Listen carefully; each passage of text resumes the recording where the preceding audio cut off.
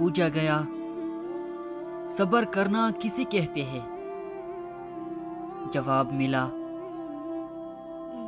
جب تمہاری آنکھیں آنسوں سے بری ہوئی ہو مگر تمہاری زبان پر شکوہ نہ ہو، دل اس بات کی گواہی دے رہا ہو کہ اللہ جو کرتا ہے اسی میں ہماری بہتری ہوتی ہے۔ صبر کرنا سیکھ لے، اللہ سب جانتا ہے۔ وہ جانتا ہے کہ آپ کب کب کن وقتوں سے گزر رہے ہیں، اور اللہ وقت بدل دیتا ہے کیونکہ تبدیلی کائنات کا اصول ہے۔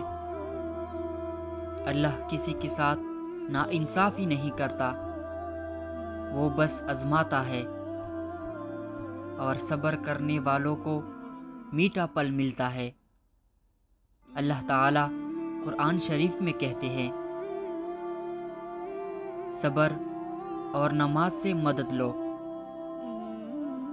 بے شک نماز ایک سخت مشکل کام ہے، مگر ان پر نہیں جو دل سے میری طرف جھکتے ہیں۔